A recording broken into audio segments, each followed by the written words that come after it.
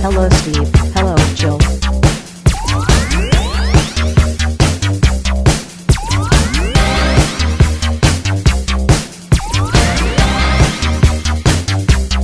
It's time to game classy.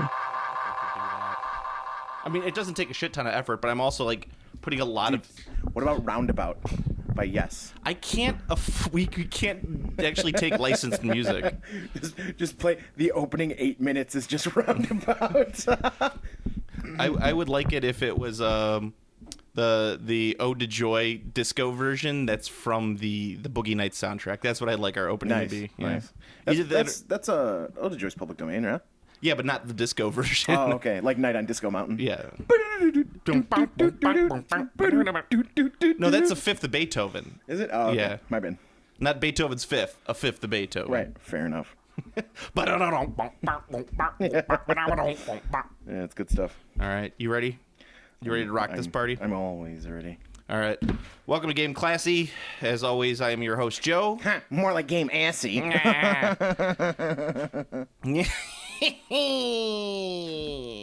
And with me, as always, is the Will Wheaton to my Them's fighting words. John. Those to are my Patrick Stewart. literally fighting words. We're going podcast over. We're gonna fight. We're gonna go have a knockdown drag out in the parking lot. We're gonna do it. It'll be like the fight scene between Keith David and Roddy Piper in They Live. Nice. Or in No, it's They Live. They Live. Yeah, that's right. It's gonna be like 20 minutes long, and us just like just slow motion like punching. a real fight. Like it just looks like you're really beating the shit out of each other. Marcus of Queensberry. Speaking of which, have you watched Daredevil yet? I know it just debuted yesterday. I have not, but I've heard it. I've heard unanimous like positive reviews about it. Watched the first 2 episodes last night. It is the first 2 episodes at least are really good. I mean, like the fight scenes are like tight and brutal, kind of John Wickish. Yeah, I in heard, a lot of ways. I heard, like I said, unanimous like praise for it, and these are people who've already watched the whole thing. Yeah. They just marathoned it. Like, you know, on John Wick when they would show like the gunfights and it would be like best gunfights ever on screen. Like it would be like one shot and you'd see like him doing a bunch of action and then maybe it would switch an angle here or there, but it wasn't like that Michael Bay, David Fincher style like flash boom, boom, cuts. Boom. Yeah, flash cuts. It's pretty tight like that. And the fight scene at the end of the second episode is one of the funniest brutal fights I've ever seen in my life. Like my wife was just going there. Me and my wife were watching, and she just goes, "Oh my god!" I'm like sitting there with a big smile on my face, like, "Yes." Yeah. Apparently, it's super great, so I'm really excited about it. I am going to watch it. Yeah, I would. I love the fact it's on Netflix. Yeah. So like, if I really really like it, I'm just like, yes, I can just watch the whole thing. Well, I mean, there's a couple things like I won't stay too long. It's only fresh in my memory from yesterday. How's Vincent D'Onofrio? He looked amazing. I haven't gotten to any of his episodes. He hasn't shown up yet. Okay. The acting in it is pretty good. It seems very natural. Deborah Ann Woll plays Karen Page, and she's really good in it. I don't even know who that is. She was on True Blood, but she's really good in it. The guy who plays Foggy Nelson, I can't tell if it's just his dialogue or the way he's presenting his dialogue, but he kind of sounds like a college student doing theater a little bit, but it's not terrible. Like, it's kind of in his character, the lines that he's delivering. Like, he seems like a very fake guy, so everything he says is kind of fake. Is there surprise Benedict Cumberbatch anywhere? No surprise Benedict Cumberbatch. I think more things need to do that. Surprise! Yeah. Benedict Cumberbatch. Yeah. She's like, hello, it's me. Well, he can only show up as Doctor Strange now. Oh, that's true. Because I guess there's an unofficial rule in the Marvel Cinematic Universe that once you show up in the Marvel Cinematic Universe, you can't show up again as a different character. Unless you're Stan Lee. Yeah. That's the rule. Or Stan Lee is actually the same person every time. There's a theory that he is the Watcher. Yeah. Watu the Watcher. That'd be pretty awesome, actually. It would be pretty awesome. And that would be super clever to like an actual way to, rather than just have the Stan Lee cameos as a little like, hey, it's Stan Lee. Yeah. Actually have it be a thing. It's like, oh yeah, this is the reason you saw him in all these movies is because he's the Watcher. He's the Watcher, yeah. It's pretty awesome. And this giant fucking head.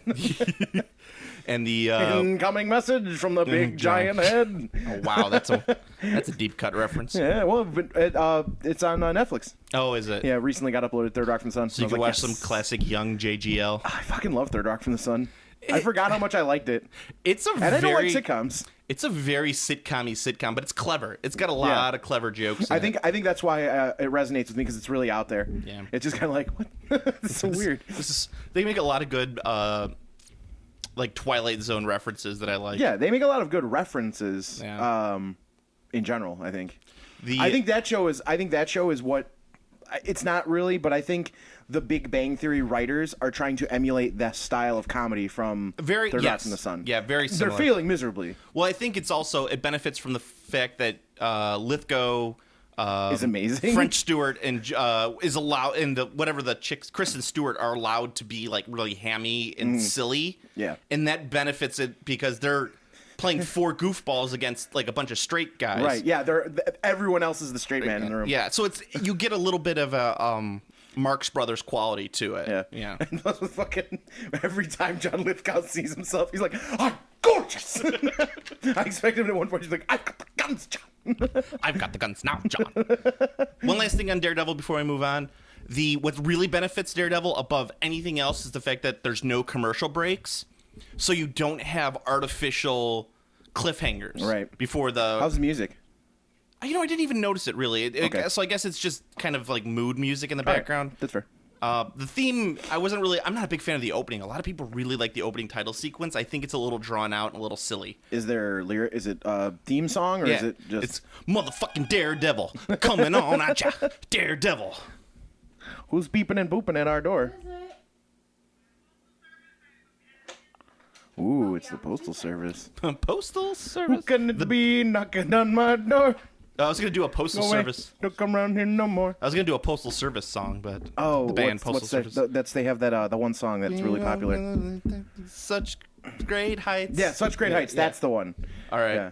We are peeing from such great heights right now. Yeah. Yeah. Keyboards. Boop, beep, boop, beep, boop.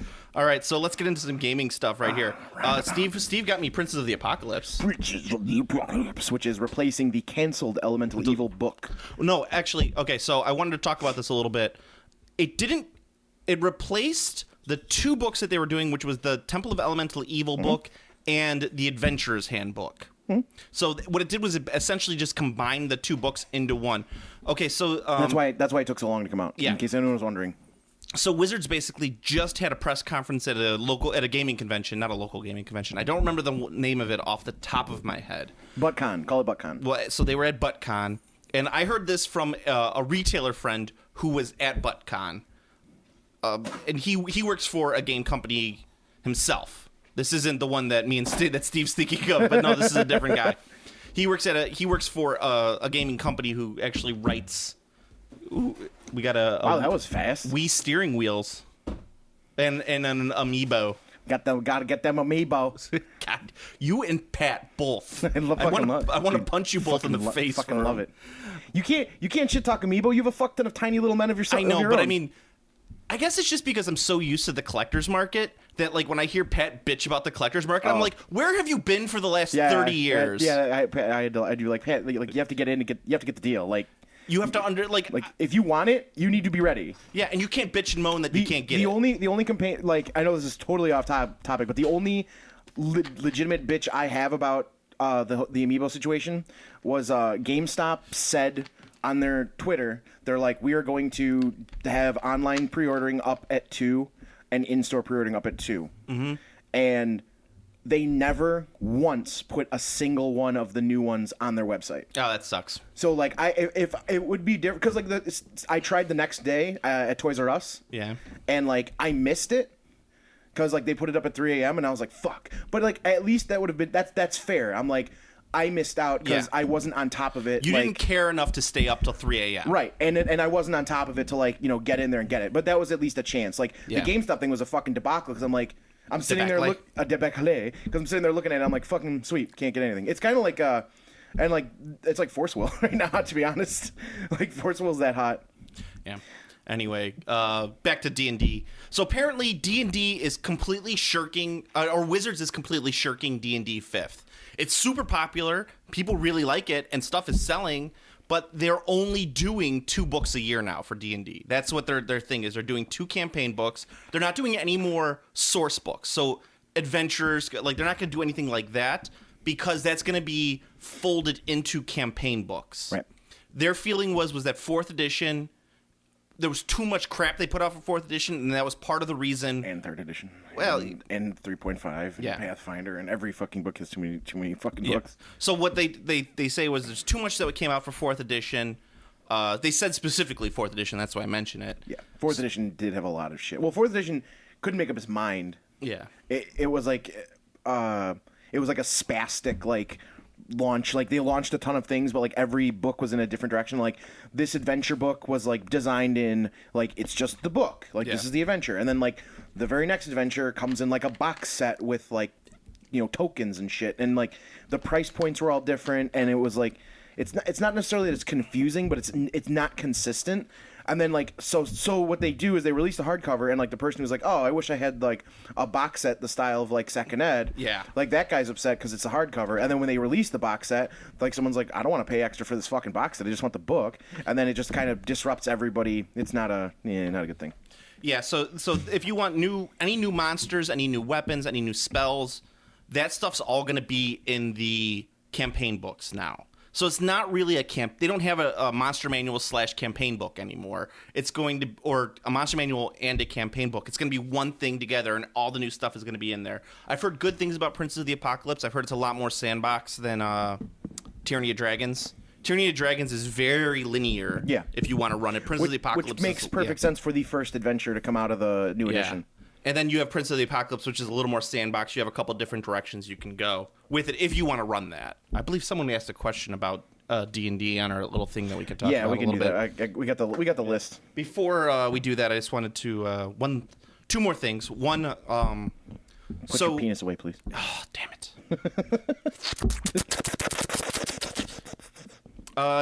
Games Workshop, the new Skitarii, huge right now. People are loving it. I guess the pre-orders are through the roof on that new army. Skitarii.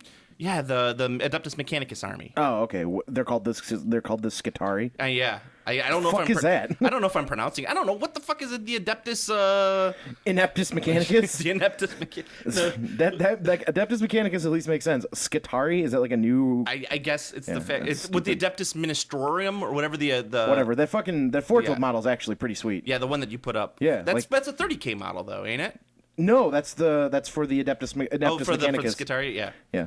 But I'm calling them Ineptus Mechanicus. I don't care what anyone says. The Ineptus Mechanicus. Yeah, I mean, like that model, that figure's really sweet. I was like, wow, they actually did a good looking mech. The army looks really good, but there's a funny thing in that I don't know if anybody's ever pointed this out, but all of the walkers and the tanks that look they like have, warjacks. No, they actually look like the shit from Dust Tactics. Oh, nice. It's almost identical, and it's kind of funny that they did that. Yeah, fair enough. It looks really nice, but didn't the dude who made Dust? Didn't he used to work for Rackham though?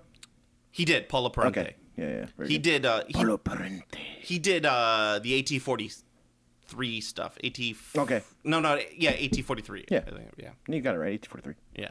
He did all that stuff, which was originally supposed to be his alternative World War II game, but for some odd reason they wanted to be sci-fi, so they did that. It was. I think that was like that was the big 40K upswing. Yeah, the big 40K upswing. Yeah. I guess it was at that time. Yeah, so like right now, like personally, like as far as miniatures games go, like if 40K was cheaper, you needed less models, I'd probably play it. I don't even think if you would probably play it. I don't necessarily think you need less models because I don't think you need that many models on the table. If it was cheaper, yes, because some of that shit. I mean, I want right now, War Machine is too big. Yeah. Like for me, War Machine is too big right now. Like I want small games. I want games I can play on this table, which is a reasonable sized table. Yeah, it's not bad. I like platoon level, so usually what I like is about... Is that like 2 squads in a tank? No, it's about... Squad. I like about 40 models is what I like.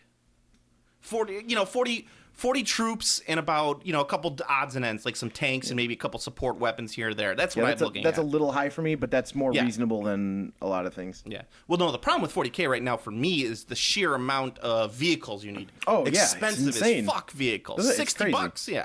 Oh, it's 60. Like that's the thing. You see a big thing like the big Tau with the stupid little head. Yeah. And it's like that thing's pretty neat, but you need 4. It's like okay, great.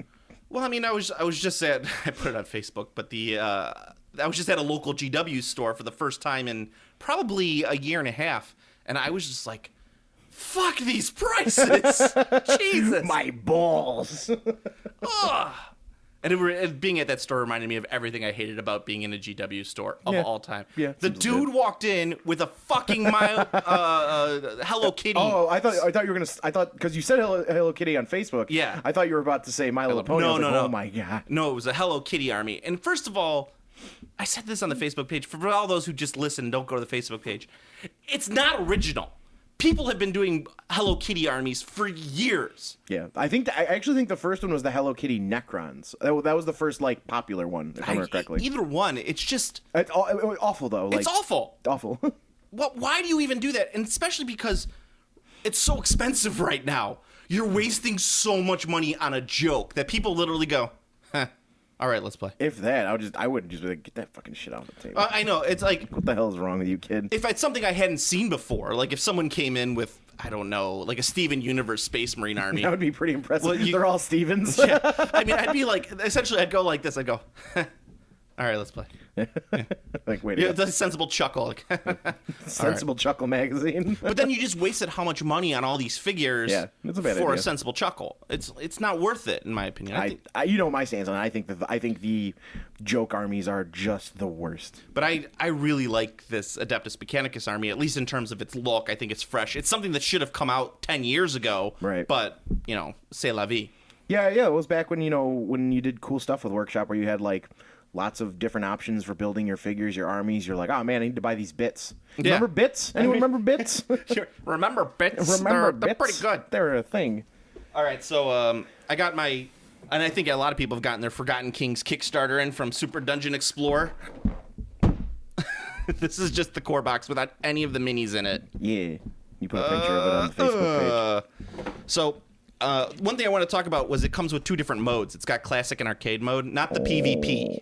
The PvP rules are still only online. Okay, these are official rules updates? These are the official rules up. This is on the. This is actually someone asked specifically about this as well with the rules. So the classic mode. This is the one that I'm used to, which is DM versus the players. Mm-hmm. Then you have arcade mode, which is classic dungeon crawl, where you could have all the players, and then they control the monsters as well. So the monsters are kind of on auto control. Okay, they're AI. Yeah. So Speaking of auto control, Kingdom Death, baby. Yeah. There's a box. That's in the questions and stuff for the Kingdom Death. The problem with arcade mode is look at the rulebook for arcade mode. Look how huge that fucking rulebook is. I mean, it's pretty thick. It's a 41 page book. Yeah. It's nice though. That's the one thing. Like I said, I know everyone who's listened to all the episodes of the podcast knew I shit on this game pretty hard. Like in terms of mechanics. Yeah. I can tell you this game is worth your money. Like absolutely. Like I don't like it. Most people like it, but the components, the figures. Yeah. That's super good. Okay. Like, Ninja All Star is also super exciting. Yeah, it's real nice. Yeah, the classic mode rulebook is really nice as well. It is all updated completely. So. Let me talk about a couple things that I don't like about this update. I still remember when this was not a game, and it was like I saw the one metal paladin figure, and I was like, "Oh, that's a cute little anime paladin guy." Little did I know. All right, so let's talk about some of the things I don't like with this Kickstarter right off the bat. One, didn't need to be two giant boxes. What's the second box? The second box is the Boo Box. This actually, it was just all the extra stuff that you got. It's a mimic. Yeah. Looks like a mimic. It's cute. I just put all the figures in there. Were these all assembled? Yeah, they're all assembled when you get it. That's awesome. So here's your little centaur. Yes. Wait. No, there's none. I looked. God damn it. Okay, let me show you. Can you green stuff that in there? Yes, you could. Right. I'm looking for the centaur vagina, by the way. All right, so actually, let's just talk about the things I really liked about it. So some of these figures are friggin' cool. Oh yeah, they look sweet. They have a So in addition to their like super deformed style for their heroes, the monsters have a very Dragon Warrior NES game or many video games. This was one of the bonus models. It was from the Mist Coast Warband or whatever. Look at that like troll. Like how cool is that? That sculpt is amazing. Yeah, it's really nice. And this is my favorite sculpt. Yeah, these are like Final Fantasy style Dragon Warrior. It's a frog knight. It's a chocobo. It's a frog knight riding a chocobo. He's a little frog. How awesome is that? Yeah, these are great. These are like they really outdid themselves. It appears. I know. That's what I was saying. And the billmen are actually little platypuses. I thought they were ducks, but they're platypuses. Oh yeah. That's awesome. The sculpts on all the new stuff incredible. They're way better than and gorgeous. And I liked the other stuff, but these are way better. You can tell like they've got their shit they got their shit down. And you got a ton of shit. I didn't bring all of the models. These are just the big ones. An absolute gigantic amount of crap. Yeah, these are just a lot of these are from the older. I love this fucking Treeman. Yeah. The Treeman's badass. A lot of these are from the older sets. Yeah. But this is like the plant mini boss. Yeah, these are sweet figures. Yeah. All right. Feed me, Seymour. Hey, that's what it looks like. These are great. Like Audrey. I almost would love these for D&D. Like using these. I would say the heroes might be a little for D&D if your players are serious business, but the monsters just work. Yeah. Like they don't look pretty, like this guy's a giant rabbit, but like he doesn't look like that. Like he looks like a fucking horrible monster. Well, I mean, and you could run it as whatever you want. I mean, like the trolls, ogres, things like that. The enemies like work like they work fine. The dragon's gorgeous. Yeah, the dragon's really cool. Yeah, I would agree with that. Although I'm against minis in RPGs. So they also. You get the box works so much better for holding everything this time. Like all the cards are slots for all the cards. Nice. It comes with this. It came with this cardboard box, which was had all the figures in it, but it fits all of the components and everything perfectly in there. Never lost cola, baby. Yeah, those are for the those are for the arcade mode. Those little cards. Yeah. Yeah, the arcade mode bothers me a little bit because. I feel like one of the bigger draws to this game as a dungeon crawl game was that it was different than most dungeon crawl games because you actually had the DM versus opponents as opposed to. Actually, that's super common. Yeah, I mean, but in the big games, it's not. Descent's DM versus players. There's Dungeon Quest is DM versus players. I was gonna say the only one I could think of is Dungeon Quest. Yeah, no, Descent. Yeah, Descent, Dungeon Quest. Most of the crawl games are like actually player versus DM. Are they? Yeah, there's been an upswing in the autopilot games where like the game plays it by itself. Like I don't like that at all. I think it's kind of stupid. I think because I think you as a player doing that would be like, well, why am I moving these guys in my way? I could just move them aside. And they don't. I think you have to have a very. It can work. It can work very well. Like the Lord of the Rings LCG is just a very good example of a game that you are playing against. Yeah, but that's very different. That's a card game. Card games work a little differently. Not the game mechanically, but how the enemy AI I'll give you is handled. Like they just they do this. This is how they operate. It's very simple. They don't have a lot of difference. You're not gonna if you flip up 3 enemies, those enemies all operate under the same rules, and you once you get it, you're like, okay. So you can plan a strategy against the deck. Yeah. I don't know how arcade mode in this game works, so I haven't played it, of course, because I just got this yesterday. Like the monsters probably just meander forward or something. I don't know. It's a little complicated. I mean, as I said, it's a 41-page book. Yeah, they updated all the cards, so you got updated versions of all the cards from the first edition, which is nice. All the treasures updated. Like everything is updated. This is its own self-contained game. You don't have to worry about anything from the first. Nice. The only thing that the first edition had that would probably be very useful are all the minis. Is this are they considering this an official second edition, or is this? Yeah, no, this is a very first. This is a very second edition, self-contained. Okay. You get new cards and everything like that. Well, I mean, I don't know because Zombicide. I hate to bring up Zombicide because I don't like it. Well, we're going to talk about that too. But Zombicide base game and Prison Outbreak, you can buy the base game or Prison Outbreak, but they're both still in production. So basically, what I'm asking is, are they discontinuing the basic Super Dungeon Explorer? Yes, you can buy it on Ninja on their website at SodaPop Mini's website for half price. Wow. Yeah, so I would do it just because you get your copies, bros. All right, and so, but here's the thing that pisses me off. So the first edition stuff. Here are the tiles from the first edition. They don't fit. So they changed the box size and actually the tiles for the second edition. So the tiles are actually they are the same size. It's just that they cut off the off the spaces you don't use. Yeah, which is fine, but it doesn't fit in the new second edition box. So if you want to use the tiles from the first edition, which are still useful, you can't. You have to have its own separate thing on there. That's kind of annoying. You blew it. Yeah. there should have been something when they in the box. Two things that they should have included in the box set for the second edition. One, they should have had the PvP rules in here, like updated PvP rules. I think the PvP system is a really cool idea for this game. That's one-on-one play. You pick, 2 horse vagina. Yes. You pick two the horse vagina. You pick a hero, and then you pick 2 spawning points, and you basically, it's your hero and the villains attack another hero and villains.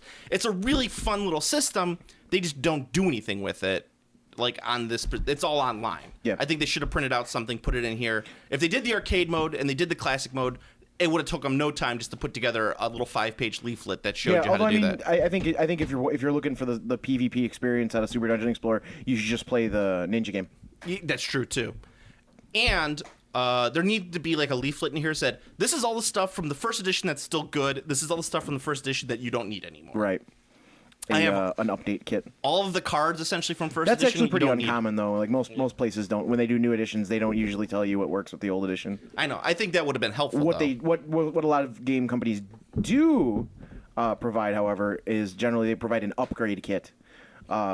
But obviously this is not one of those scenarios. But like Descent is an example. Descent second edition came out, and most of the rules were changed, but a good number of the cards were the same. So they had an upgrade kit, which is it was like $8 or $10, which is significantly cheaper than buying a new $60 MSRP game. Yeah. And you follow the instructions in it, and it's like replace these cards with this. Use this rule book. Why are you pulling out some historical garbage? I wanted to show you this. I found this at Half Price Books. Now, I didn't buy this to play it. I bought this to resell it. So I got these. Half Price Books didn't know what to do with them. Basically, they're historical map games. You know, like you buy in the box set. You know, where you get the little punch-out sheets and the maps and stuff like this. Guess how much I bought this for at Half Price Books? I don't know, $5. I got it for $5. Guess how much this goes for online? $20. $40. Oh, good old convoy. Guess how many of these I bought from Half Price Books? All of them? Get how many? 100. No, God, no. I wouldn't pay that much money. No. There was 10 of them. I got them at $5 a piece, but I also had a coupon, so I ended up paying $30 for all 10 of them, and each one goes for about $40 online. Seems pretty good. I am not going to be playing the map campaign of Verdun. So, but you know that people love these fucking games for some odd reason. People actually buy those? Oh, God. Well, if you're over 40, you have to play them, apparently. Or I should say over 40. That's not fair. If you're over, like, 60, you have to play them. If you're over 60 and you're in suspenders right now, you're probably playing this game. You're actually doing it. You're like, why am I listening to this podcast? It's Podception. Time to turn on some old-time 40s music. Get me in the mood. Dude, I fucking love old-time 40s music. It's so good. Attention, ladies and gentlemen. The Japanese have bombed Pearl Harbor. You got a nice day. This radio's broken. Gotta tone it. Yeah. Do not adjust the vertical or horizontal. We are in control. And now, time for music from the BBC.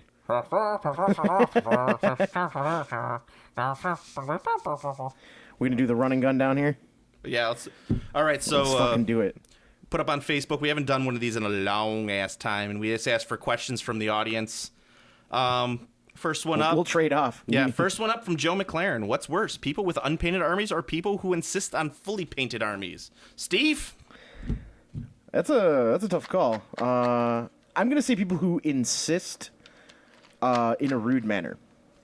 Yeah, I'm the type of person that if I'm playing in a tournament, I think it should be painted. Yeah. However, if I'm playing against a person, as long as they're like in the process of working, I don't care. I don't care what they're doing with their figures if it's not a tournament. Yeah. Because I'm probably not playing them. Yeah. However, Dan Delanois, it's like, come on, man, just paint your figures. The masterful builder. His figures are gorgeously built and sanded. Yeah. And I mean, breaking people's balls is a thing. Yeah. But I don't care either way, really. As long as you're kind of working on it, you know. I hate the people who literally buy an army that's designed to break you in playing and just never do anything with it. Yeah. So I mean that actually adds to the tilt factor though. Yeah, because your army's all painted and nice and like base, and you did little things like I actually made a little bed of flowers here, and I put some stamped flowers in the back behind him so you can see he's really walking through, and he's just like my metal guy shoots you down, you're dead. I won again. Victor is strongest. I gotta stop playing against Ukrainian people. Gotta stop doing that. Ukraine is game to you. Ukraine is strong. Next up, Timothy Franklin. Best up the butt model ever. If a model was going up there, which one would it be? Ooh. No shame, just truth. Now, I don't know if this is like which model I would find to select to be the most pleasurable, or the one I would find to be the least painful. So I'm going to answer both with the Reaper Bones Cthulhu. Ooh. The gigantic Reaper Bones Cthulhu. I'm going to actually something a little more functional with this one. I'm going to say the Necron Monolith. The monolith. So it widens as you go down. Good call. Yes. Yes. All right. Or as always, you could do with the Captain Cortez. That's the classic Cortez. Up the butt model, Yeah. Captain Cortez. He is kind of the go-to. Because he's got the fist that goes up, so it can actually hit your prostate as it's going up. Exactly. It's like you could tilt it just a little bit. Woo! Cortez, you're pleasuring me so much, Captain Cortez. And he's like, "Sí, me gusta." Me gusta. No, it'd be me gusto. What? No, I'm it's just me mad to gusta. say that. That's not right. He's not Italian. No, wouldn't it be if you're Me gusta. Gusta is I like it in Spanish. Yeah. No, isn't I like gusto? Gusta No. wouldn't be like you Me gusta. like. No. Me Gustar. gusta. Gustar is to like, right? No, you're confusing languages. No, I thought gustar is to like. Me gusta means I like. I guess. I thought it meant you like. You is two. Yeah, to gusta. Tu gusta. That would mean you like. But I'm wouldn't saying me gusto, gusta. when you put the O on the end of it, isn't that? No, we're gusto's a different welcome word. to literally. I think, I don't know, someone who listens to us probably speaks Spanish and will probably correct us and be like, you guys are idiots. You're like, ay, ay, ay. Que muy malo. Dolor mi estomago. The beef at my bottom. Now my The bottom's bum's all big. big. The guys dress up as the bee. Beeman. Yeah. Isn't his name actually Beeman? Who knows? Okay, Anthony Pizzera asks us, maybe discuss the strangeness of the casual mentality of mini gamers leaking into tournament play. Why doesn't this behavior seem to exist in other forms of gaming? And actually, There's a bunch of replies, but as we all know, we hate filthy casuals. not going into the replies. It's not strange. It's Games Workshop.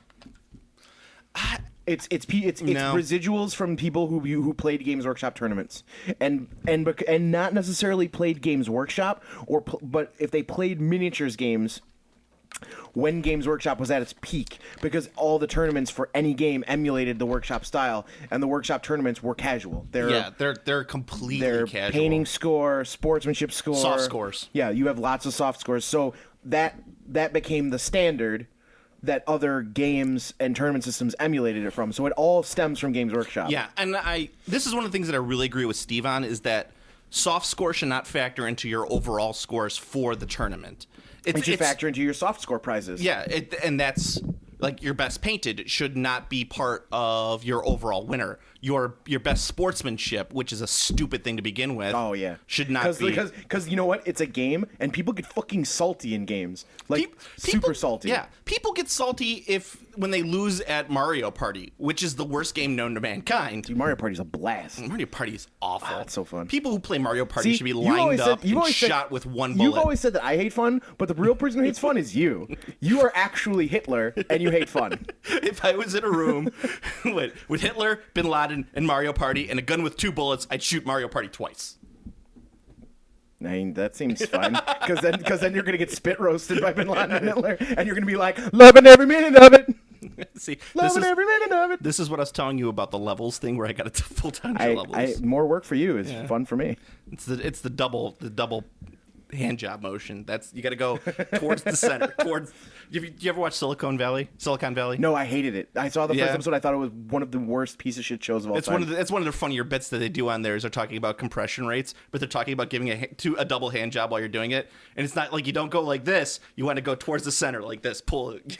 There's a Whitest Kids You Know sketch where the dude does the jerky motion, but he keeps going, and like he keeps going and it starts getting awkward, and like the other guy's like, what are you doing? And he's just like, he's like really getting into it, just doing the air jerk motion, and he's like, and then he just fucking like spurts, and he's like, what are you doing? You don't finish. You never finish. And he's just like, and he's like wiping his face. It's so fucking good. I always finish with the jerky. I go for like the little explosion motion at the end of it. Yeah, I don't get like too into it. Yeah, no, he was like he was jacking off an air dick. Yeah, jacking off an air dick. Yeah, see, so we've uncovered a real revelation here. The person who actually hates fun is me. Yeah, Mario Party's awful. So good. I just don't like it. Like random points awarded at the end. That always bothered me.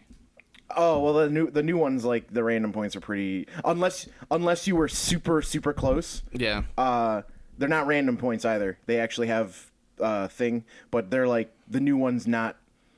You don't get stars. It's not like because the old Mario Party was like coins and stars, and like the stars were super weighted so ridiculously. So if you got one star, you just win. Like, here you go, you win. The new one is it's basically just coins. You have mini stars, which which basically fill the role of the coins in the other game, but you don't spend them. You just accumulate them throughout the board, and at the end of the board, whoever has the most mini stars wins. It still sounds like a game for 12-year-olds. It's not random. It's a stupid baby game. Hey, I mean, you like I said, you're Hitler. Stupid baby game. You're Hitler. You hate fun. You play bolt action, which is cancer. No. Always. You also always play. You You do play this Assassin's Creed. Assassin's Creed's cancer. You can't. All the video games Why you play are you are doing garbage. these false analogies, Steve? It's not, every time you get angry at me about We're talking something, video games. you always just be like, "Well, you like this." We're talking video games. All the video games you like are shit. You don't like a single good game. Oh yeah. Except for Shadow of Mordor. Except for Shadow of Mordor. You got that. What if I was your what if I favorite was like- games are awful. Like what if I was- Assassin's Creed, that's the Call of Duty of third-person games. So you basically like Call of Duty. Oh yeah. Yeah. Oh, why don't you tell me some more about Bloodborne? Oh, it's so good. It's really good. It's so good. Oh, it's so hard. Isn't it hard? I mean, hey guys, isn't you're this shit game at hard? games, so it makes sense. Yeah. Oh, I'm doing the jerky motion. See if I'm gonna finish. Like- I'm gonna finish all over your Bloodborne. Like you're shit at games, so you can't play games that actually have challenge. You have to play children's games like Assassin's Creed. Mario Party is harder than Assassin's Creed because Assassin's Creed is like, I'm pushing the button, go Ezio. I'm an Italian assassin. Fucking garbage shit. Oh no! Well, it's better than Bloodborne, where it's like I'm gonna give this guy a top hat. Oh look, I'm playing Malifaux on the video games. Yeah, because you've played it. Yeah, oh, I don't need to play it because it's shit game. Exactly. It's a shit game. That's what I thought. Fucking garbage. Anyway, back to the question at hand. So everyone remember, Joe is Hitler. Joe, yeah. Is Joe Hitler? Please respond on Facebook. Joe's Hitler. To We'll the let, panelists. We'll let Facebook decide. Well, yes. So actually one thing that was so the casual thing is it's more for me it's about, do people bring hard armies to tournaments? Do people try and bring an army that's going to win it? You could bring an army that's nicely painted, that's themed, and could still win a tournament. But do people do that? No. They bring something. No, it's because they're bad, but they can paint well, but they can't paint fast, so they paint a tiny little bitch army, and they this is what I could put together. So they don't play a good list; they play what they can paint. Yeah, exactly, and it's kind of bullshit. On top of that, one of the things that brought up was the the no flame tanks rule.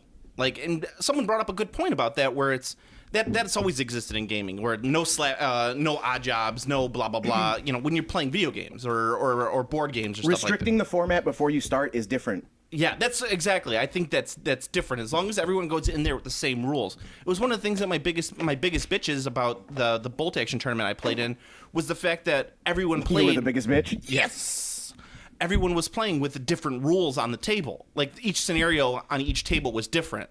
So some people might end up with the easier scenario than someone else, and I thought was stupid. Yep, that's terrible. That tournament sounds like shit. It was.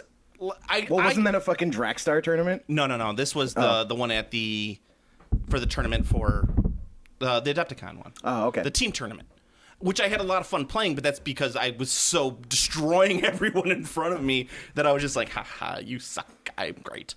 But it sucked that every table had a different. They must be really bad if you're wrecking them.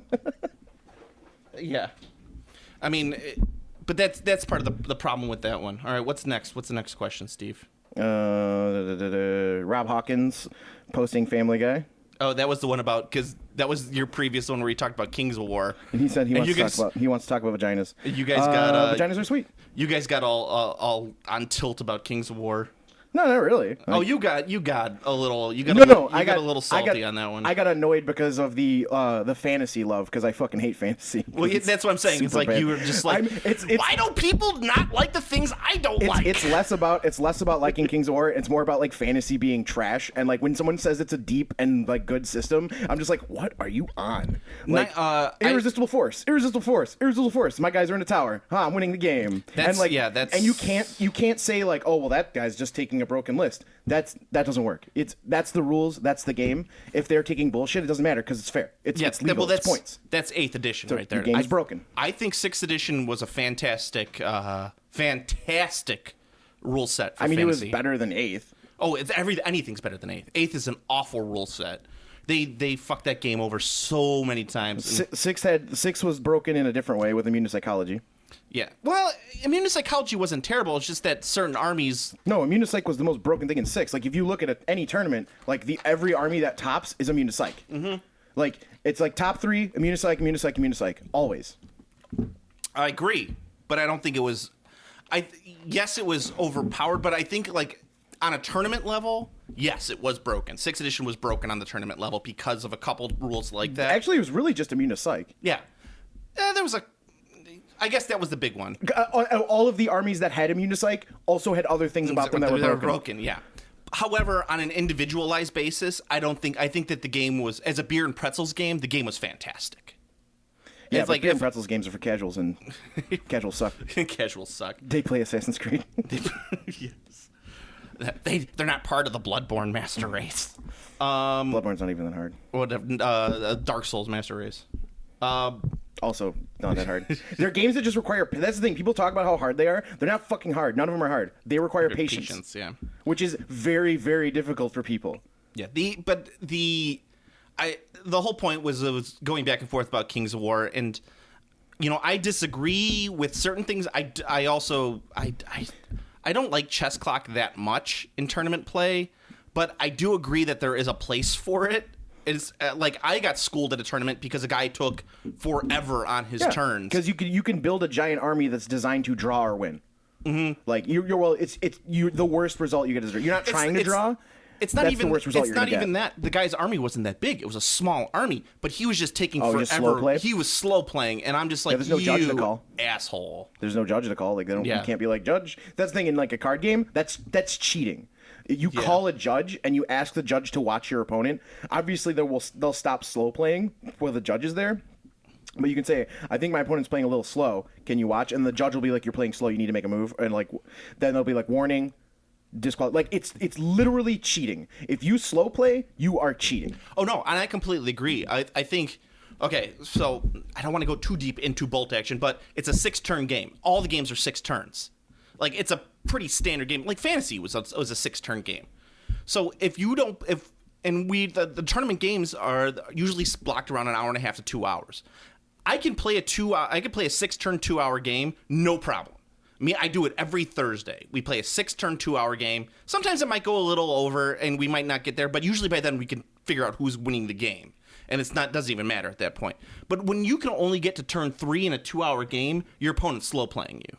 Yeah. So that's bullshit. Yeah, I think chess clocks are there so people don't cheat. Yeah. And I think people who don't favor chess clocks either have sloppy play or like I don't know, some other reason. It's harder or they're cheaters. But it's harder in a you go I go game like bolt action to do that. Yeah, you can't always do that's the thing. You can't always do chess clock. Like some games don't work. Like a game where you roll dice on your opponent's turn, you can't use a chess clock because if I'm rolling dice during your turn, there cannot be a chess clock. So like there's awkward things, and even like War Machine, which is like the ultimate chess clock game, there's still some awkward stuff like that is inexcusable for them to design it that way because they designed their game around the death clock. Like, they know that that's a thing that's used at every single fucking tournament.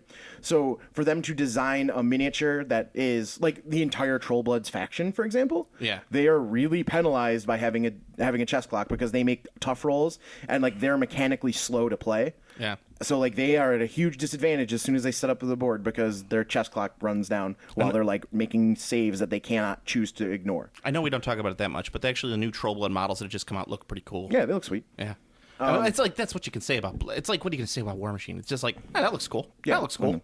That looks dumb. That looks cool. Like that's the thing. So even a game like the I would say the forerunner of minis. Chess clock games they still have their own design flaws because they're making things that don't work with the chess clock they want. Yeah, King's War is a game that actually just straight up works with chess clock, and like it's not that's the thing. It's not a mass combat game. It looks like it, but it plays more like War Master. Yeah, I just think that tournament play in general, which is hard to do with minis because it's so funky. Yeah, that's why I avoid minis. Like they're fun to play, but I mean they do get really frustrating. Yeah, minis tournaments are just like the most frustrating fucking thing because like there's so many factors, so many variables. Yes, and it's just like am I gonna play against like Captain Salt? Like I said, like when the last tournament I played, it was like the first guy was okay, and then like it was just like shitters, like just like stops. Like you fucking lost round one. Either if you're gonna be a dickhead the rest of the day, drop, leave, don't stay. Well, it's not even that, but it's like the variables. Like you have to. If you're going to play this game, you have to play 6 turns with the same scenario on the same terrain. Like there needs to be something that's very, very what's the word in chemistry that they use? It needs to be like an experiment. Coherent? No, but I mean there needs to be everything needs to be as a constant? A constant as possible. You can't, and the only 2 things that are different are the players in the armies. So that's the only 2 things that should be different from table to table. But then, no, that's not going to be there because this guy likes to have fun at a tournament. Or also, like, they don't have the right terrain. So, like, some guys fighting on, like, hill, forest, like, big, giant, like, impassable wall. And this guy's got hill. Yeah. Like, there's no forest. Like, that's not fair. And I think that there's a problem with tournament runners where they can't think that playing a tournament like that can be fun. A serious tournament can be fun. You can have fun with a serious tournament. You just the problem is that there's this thing like, well, a serious tournament can't be fun. There needs to be, a crazy. Oh no, it's a 4th turn air bombardment. Oh, fucking mega battles. Everything's a mega battle. Yeah. All right, going on to the next one. Rules change between This is Brandon Myers. Rules change between Super Dungeon Explorer and Forgotten King. Improvement or hassle? It's easy. It's an improvement. I didn't look. Yeah, well, they get a little more detailed into it. The rulebook's a little bigger. It's a 30-page rulebook for the classic mode, 40-page for the arcade mode. It's mainly just going a little more in depth into the stuff and being a little more clear on what you can do and what you can't do and what certain things do. I think it's an improvement. The cards are better. I think they're a little more balanced out, the abilities. So take what you will out of that. It could be a hassle. It's not as quite as pull out of the box as it used to be, but there is a pull out of the box rule set for it, so that if you're getting people into the game, this is how you get them into the game. I appreciate that. All right, why don't you do the next Anthony one? Carroll. Why many gamers seem unable to play a no longer supported game, even if they have all the minis / rulebooks. ... Come on, people! It doesn't stop being fun just because the company that used to make it has stopped or put out another edition. It's content. Games get boring. Yeah.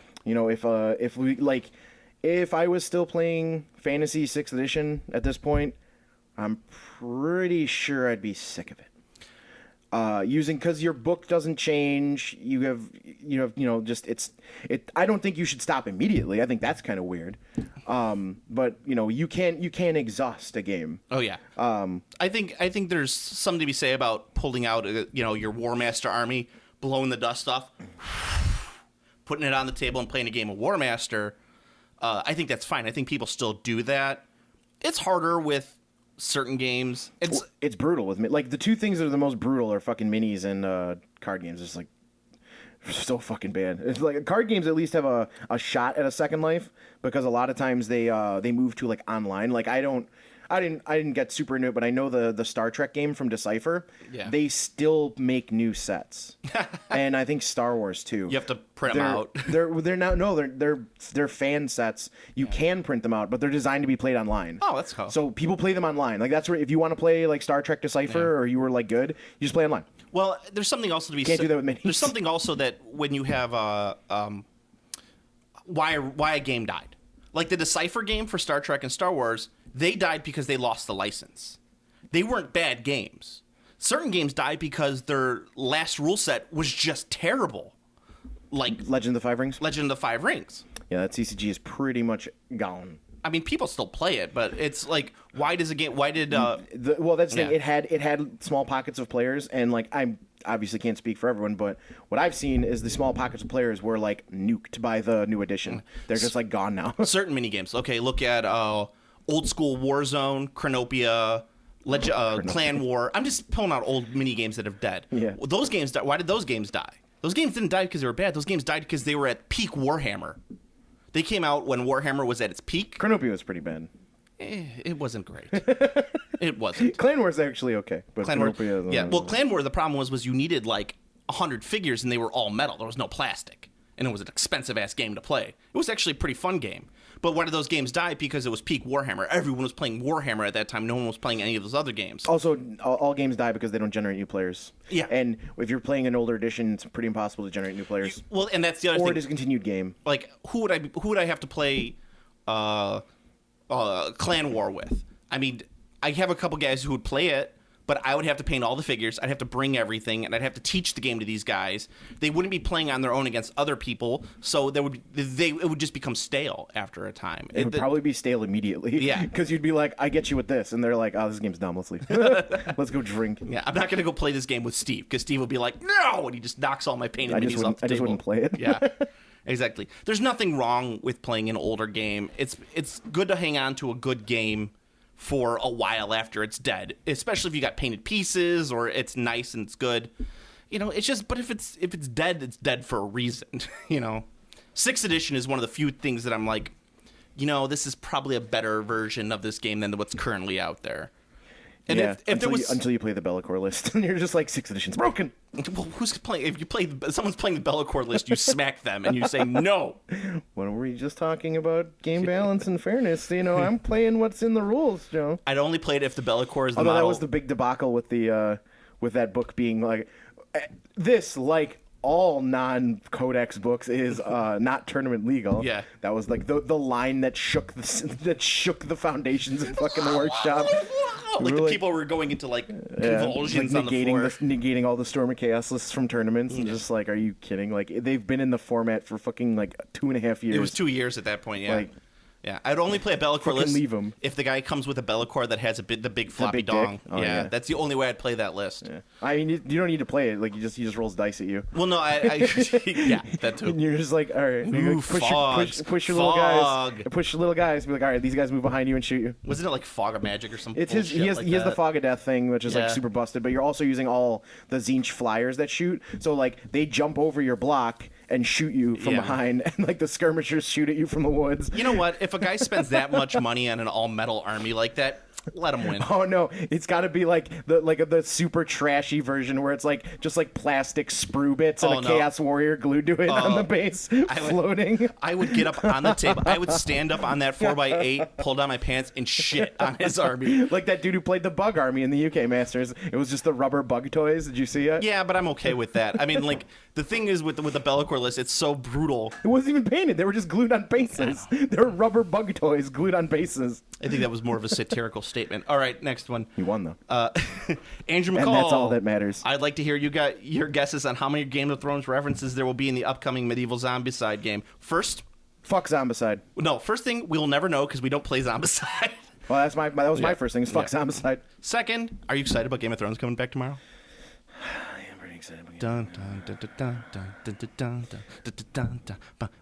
haven't figured out what I'm gonna do to watch it yet. I think we're gonna torrent it. Are you not gonna get the Fire Stick from Amazon? They're gonna carry it now. I know there's like a whole bunch. There's a whole bunch of shit, but like, I want to watch it on my TV. Yeah. not on a computer. Like, yeah. Well, the Fire Stick works on TVs. That's the only difference. Yeah. And well, I mean, if you like, want, well, if fucking Comcast didn't block HBO Go on PS4, yeah, like that would be a thing. yeah. But Comcast blows. Yep. Yeah, but Comcast is actually Hitler. Comcast is Hitler. Is Joe Comcast? Is Ask Joe- Facebook. Is Joe Comcast? Panel? Yes or no? Yes, no, yes. So 3 yeses to 1 no. Joe is Comcast. Joe's Comcast.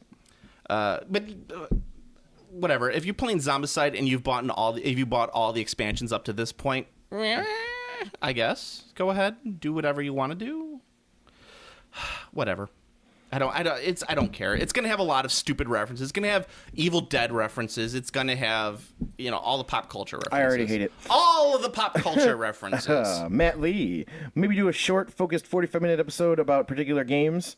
Talk a little about your history with the game, what you like, and why I hate it. Why Steve hates it is what Yes. he wrote. Okay.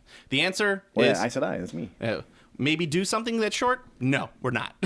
I can't get Steve to focus for more than 5 minutes on anything. So Not even that. Just like I hate it because I hate it. Like I only like a few things. yeah.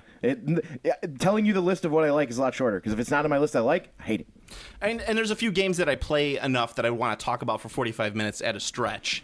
Like, Dude, I'd be gone. What about- I'd be outside fucking playing on my phone. well, that's it. You'd be sitting here talking about Force of Will, and I'd be like, and I'd be sitting here going, well, the Decipher Star Wars games, you'd be outside smoking. That's the thing. Like getting super deep into games is like it's not even worth it. Yeah. I mean, would you like me to talk here? I want most things to be like a Punchy. elevator pitch. Short and punchy. Yeah, like it's an elevator pitch. Like Yeah. like I can give you the rundown of Force Will real quick. Like you can give me the rundown of that game real quick. You know? Although if I talked about anything as much as you talk about bolt action, you'd have a fucking conniption fit. Probably. Probably. Last episode, this is Andrew McCall again. God damn it, Andrew. Give someone else a chance. Last episode, you mentioned there was a drinking tournament at Adepticon. What are your thoughts on drinking and eating during events? What about turning games into drinking games? Turning anything into it. Drinking games are stupid. You don't need a reason to drink. You know what my reason to drink is, Steve? You're drinking? I'm drinking. That's my reason to drink. I mean, my idea of a drinking game is a game that I'm playing while I'm drinking. Yeah. And I'm drinking. Mm-hmm. I don't need a reason to. I hated drinking games in college because I'm like, although Drinking Quest is pretty fun. yeah, drinking. Okay, that's the one game that I'll give you is pretty fun because it's not like it's designed around drinking, and it's a pretty fun game. But I mean, like, all right, on Game of Thrones, every time you see a nipple do a shot. Oh, you mean like that? Okay. Yeah, that's what I'm talking about. Right. That I'm not talking about it I like beer pong as much as the next guy or Flippy Cup. I love Flippy Cup, but I'm not like turning like something like into a drinking game. I think is stupid. I think drinking during events is great. I think it's fantastic. Having beers while you're playing games is awesome. I think eating at the gaming table is disgusting. No, I think it's great. You get a big old pastrami sandwich with some provolone cheese, maybe some yellow mustard, and you just. It's fucking awful. Step away from the table and eat your food. Because like the sound of people chewing is just. No, what's disgusting to me is anytime someone brings and then their sticky fucking hands when they're done. Okay, so one of the things about playing in Chicago is that there's usually a Portillo's within 20 minutes or within 5 minutes of any gaming event that you do, and people will always come in with Portillo's, just like, and you could smell the Portillo's, and it's not bad, but if you smell Portillo's for longer than 15 minutes, you're just disgusted with it. Well, no, it's not even that. It's not even the one you're smelling for 15 minutes. It's the next one, and then the one after that, because someone's like, "Oh man, a Maxwell Street Polish. Yeah, I'm gonna go get one." It's just like the smell of mustard and grease and onions. It just drives you crazy in Chicagoland. If you're gonna go eat. Don't bring it into the gaming table. It was right. There was one right by the bunker where we worked. But so, I mean, it's not even infinite. it's everywhere. Everywhere you go in Chicago, there's a Portillo's in 5 minutes away. For from sure. it. Yeah. But being forced into an enclosed space with one happened at the bunker. Well, but there was also the smell gamer mixed in there, so that was. There was that one guy who wore the sleeveless muscle shirt. That guy fucking smelled terrible. I'm ashamed that guy into going home. But yeah, drinking during an event is fine. The problem with tournaments is that if you expect to have a coherent player at a drinking tournament by the third game, you're in It's for not It's not gonna happen. That's not gonna happen. Yeah, I think tournaments. As an aside, back to Mini's things. Like, I think tournaments just need to simply either be like they're all casual because it's fucking they're Minis tournaments. So if you're not playing it, like, don't take it seriously. Like, that's part of being like a serious Warhammer player is like the stupidest. One of the things you absolutely need for any tournament where you're going to be drinking alcohol is you need to have the rules on autopilot. You can't be expected to make a decision or look something up if you have a couple beers in you, right? Because at that point you're just like, fuck it. You can't do that at a card tournament. Yeah, you get they'll be like, judge. That's the thing. I play this dual land. What's it do? What's it do? Judge. What's it do? Judge. The difference between, that's the thing, in miniatures tournaments and in card tournaments, like in a card tournament, you scream out judge and you put your hand in the air. Play stops. A judge comes. You tell him what's going on. The judge will immediately go like, you are disqualified, or you, because they have a system in place. Yeah. So like in Warhammer, it all comes down, or minis. There's no judge. There's a judge, but there's no, like, I don't know if they might have floor judges at the bigger events or like what. That's not the judge's existence is less relevant. There's no like procedure. Yeah. Like there's no expected procedure. So if I say, like, if I look and I'm like, you moved your figure too far, like, I can call a judge. What's the procedure? Does he make you slide it back? Because you could just be like, well, I didn't do.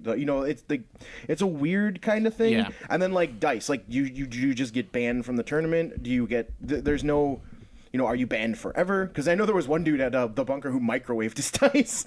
He got caught doing it too. It was so funny.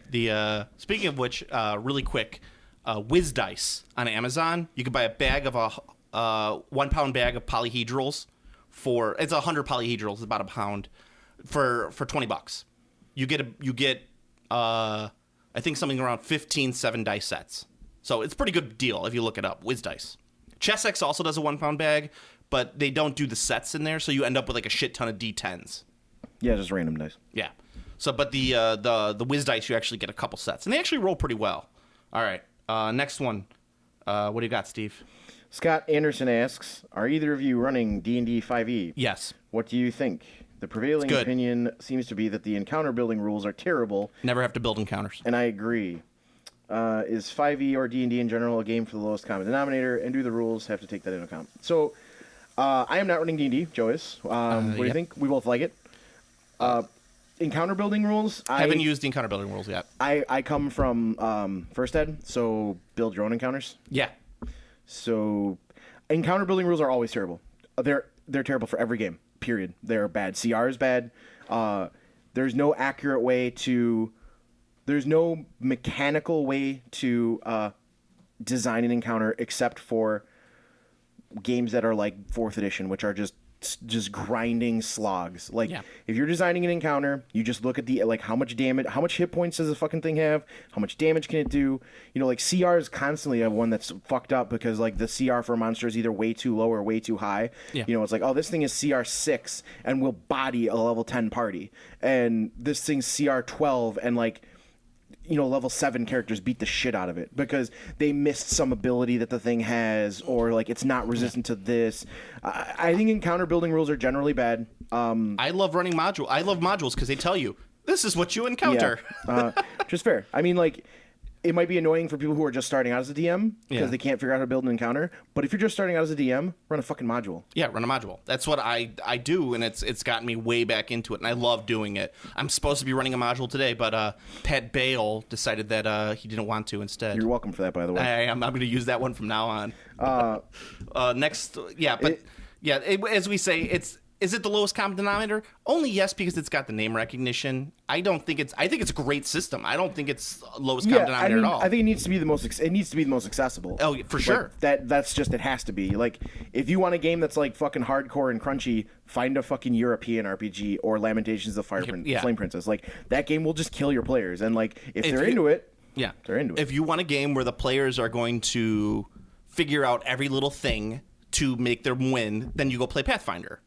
That's if you want something that leans heavily towards the player side, you go play Pathfinder. If you want something that's going to be heavily towards the player side where they know what they're doing. Yeah, because they don't know what they're doing, they actually slow the game down and ruin the game for people who do know what they're doing, which is annoying because Pathfinder is so rules focused. Yeah, I mean, definitely, I think if you're looking for, there's that word casual again. If you're looking for casual RPG experience, you play D&D, but if you're looking for something that's hardcore, crunchy, and brutal, you go play European or Flame Princess. I think that's the perfect way of putting it. Yeah, or a like non hit point based game, like a game that uses wound levels or something deadly. Yeah. Latest update on Kingdom Death. They got like a couple new box sets, right? From Michael Casper. I'm gonna say Casper. Douglas. Lugas. I'm gonna say Michael Casper. Lugas. That's the name I've decided that is. Yeah, I'm gonna say he's Hungarian. How about you? Possibly. I don't know. I'm gonna say he's Hungarian, maybe Romanian. Yeah, I don't know. Definitely Slavic.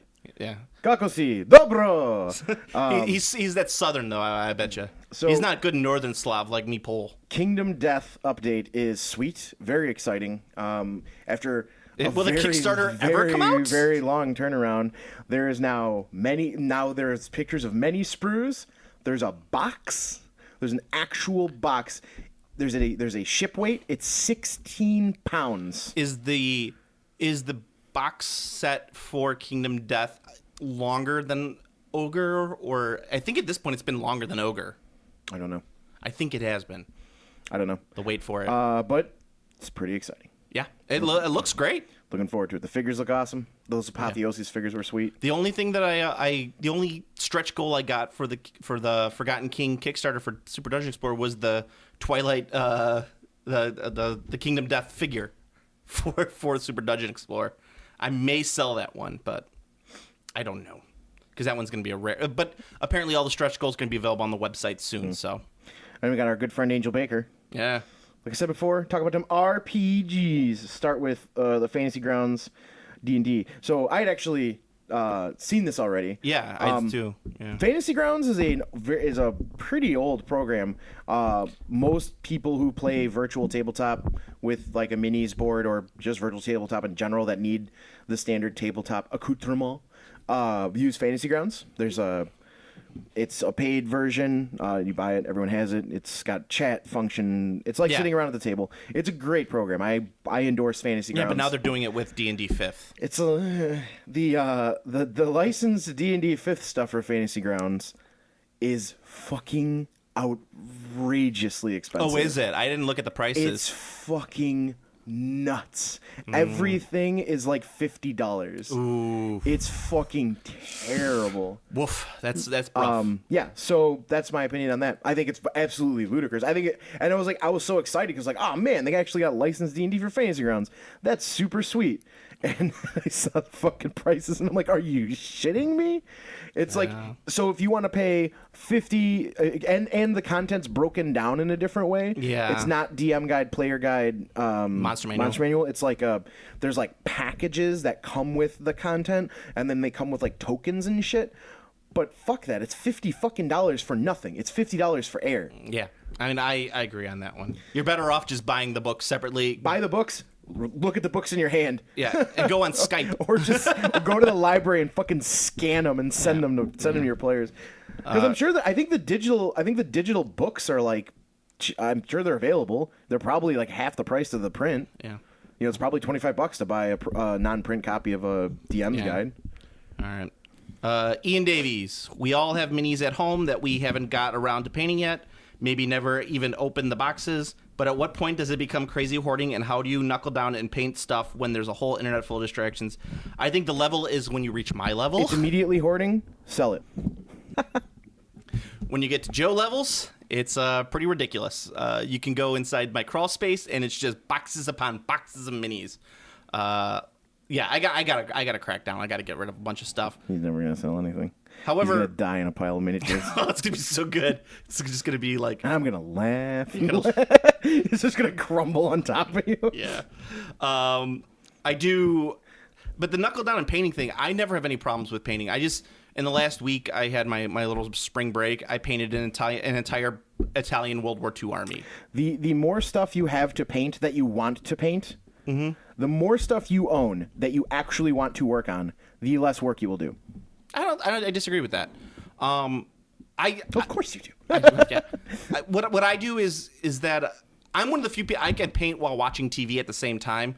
I have a little portable painting device that but you have the amount of figures where it'd be considered a problem. You could be on Hoarders. Oh yeah, I could be. I couldn't be. I wouldn't be on Hoarders because all my stuff is very nicely stored. It looks nice. Yeah, it's definitely not. It's organized. Yeah. That's the thing. If the Hoarders people were just a little bit more organized, they could get away with it by saying they're collectors. Yeah. Well, you go to That's the difference between a hoarder and a collector. You go to Timmy License House, and you're immediately you think like, oh, all his stuff's gonna be amazing. No, it's just in a big tub on the ground, like his big pile of stuff, and you're like, you're a masterclass painter. What's going on? That's awesome. Yeah, and I'm just like, there's the best is he just shits out sweet models. Yeah, and he's got like a pile of swords and everything else in his basement. So yeah, I would say just teach yourself to paint in front of the TV, and that's what I do, and it's great. I never have a problem with that. Yeah, I suggest watching, listening to podcasts while you paint is nice. Yeah, that's true. And watching stuff that you've already seen. So, like, if you have, like, Batman the Animated Series on Blu-ray or DVD, or it's not on Blu-ray yet, but on DVD, you just put that on. Start watching that and paint. A lot of good, like, mindless stuff. Like, Stargate SG-1 is a very mindless show to watch while painting. You don't have to pay attention. Also, you just fucking spray it, you slap some fucking wash on there, and you call it a fucking day. You call it a fucking day. God damn it! It's like three colors based. You paint it. You spray it white. You paint it blue, and you say it's a ghost army. Yes, but then you got to dry brush another blue. Well, that's what I'm saying. You just ink it blue. That's all you do. Just ink it blue. But then you got to dry brush it blue because then there's only two. Oh, okay. Two colors. That's white and ink blue. It's like woo. the ghost army. Then I remember someone had a fucking ghost army at a tournament. I can't remember who it was. Whatever. I think I know who it was. They had a ghost army in the tournament, and they like got so salty because they didn't get good paint scores. I know exactly who it is, and I was like, "It's the fucking best!" Like, I can't believe you want good paint scores. Your fucking shit is dry brushed ghosts. All right, and Steve, you can read the last question. I have a topic for discussion. Steve, why is Bloodborne so good, and when can we play a Bloodborne-inspired RPG? Bloodborne is good because it looks nice. It's pretty fun, and has a fucking amazing soundtrack, like movie quality soundtrack. Bloodborne-inspired RPG is impossible. People, like, since Dark Souls came out, people have been trying to do a game that is the same feel. There's nothing that actually works, because anything that kills your players and warps them somewhere else will immediately break the party. People have tried. You can get an inspired game, but I think you just play Shadows of Astern. I think that's all you need to do. Shadows? Yeah, Shadows of Astern is a good story-driven one with like a dark feel, and it's dangerous. That's the one thing that's really cool about Shadows of Astern that I do. Like, I never actually got into the crunch about that game, but I'll make it really short because there's not too much. Yeah, we're way over time. Well, that's your problem. Well, yeah, because I have to have enough space on the fucking website to put it up. Exactly. So. You have to chump it up. A lot of story games, combat is not dangerous, and it's really like lackadaisical, like, we're doing things, I'm exploring. Shadows of Astern will fucking kill you. you're like, oh, I explore the corner, it's like this thing appears and jumps at you, and you're like, I try and avoid it, and like, you fail to avoid it, you're fucking dead. Like, it cuts you in half. GG, no re. Good game, no respawn. So... yeah, there we go on there. That's our good questions. I think we could do that. I think we could call it a day on that one. That was a lot of questions. Yeah, it was nice. Yeah, go to PlanetArbitrary.com for all your Planet Arbitrary needs. You could follow me on Twitter at Planet Arbitrary. You could follow Steve at GameClassy, like our Facebook page. That's where we got all these questions from. So if you want to ask us a question, and if we like your question, we'll answer it on the air. If we don't, we'll call you stupid. And say, stop wasting our time with these damn wiener questions. Don't forget to vote in the straw poll whether or not Joe is Hitler. No. Or Comcast. It's Joe Comcast. That was the question. Because Comcast is Hitler. Straw poll. It's a straw poll. Yeah. We're gonna go into a room. We're all gonna pick a corner. We're gonna pick a side of the room. Is Joe Hitler or Joe Comcast? Is Joe not Comcast? We just have to convince people to go to our side of the room. That's American politics right there for the UK listeners. That's actually a way that we decide who's running for president, is everyone gets in a room and goes to one side. It's called a caucus. Look it up. Caucus. That's a different thing. The caucus is a different thing. It's my monster for Flame Princess. You could listen to us on iTunes, Stitcher Radio, and amongst other things. The best thing you can do to support the podcast is go to iTunes and like, comment, and subscribe. You could also listen to us on our YouTube channel. For some odd reason, like, one or two of the things gets like 1,000 views. We have like 60 people subscribing to us on YouTube, but yet we never get like more than like 40 people listening to the podcast on the YouTube. I don't get it. Whatever. I'm being forced to do it against my will. Listen to our other podcasts on the Planet Arbitrary Network, including the Pat's Retro Video Game Review Podcast, also known as Pat Bale. Also known as Play On. Also known as Play On. And You could also listen to Comic Book Logic. We're going to be... Don't listen to that one. That's what Steve says. We're going to be... Iron Man 2 is coming out next on that one. We're probably going to end up doing Daredevil soon, too, because Daredevil's amazing. Are you guys actually going to be able to like get it in time for the Avengers? Oh, no. We're not. We weren't planning on it, but, you know, we wanted to... I thought you were trying to get everything reviewed up to the point so like you would have... Oh, no. That wouldn't happen. Well, no. I see. Yeah. Why don't you review the original Fantastic Four movie on VHS? Oh, the Roger Corman one? Yeah. No. I was going to say the original one, the one from Fox that one's terrible. Yeah, the back in the day one. That one's awful. Yeah. The Roger Corman one's just awful on a different level. I had all six seasons on VHS. Oh, the cartoon one? Webster. No. Oh, Webster. My brain's going in a bunch of different directions. I'm podcasted out. You're talking about Teen Titans Go? I was talking about Teen Titans Go. Yeah, I watched that episode too. That one made me laugh. The A-Team. Barrels! Fucking A-Team. So good. And also, last thing is you can go to our subreddit on Reddit. It's just Game Classy Podcast. Or I think it's just Our Game Classy is what it is. All right, so Steve, until the next time... get the mobile-based game based on HBO's hit series Game of Thrones for free. Game Classy.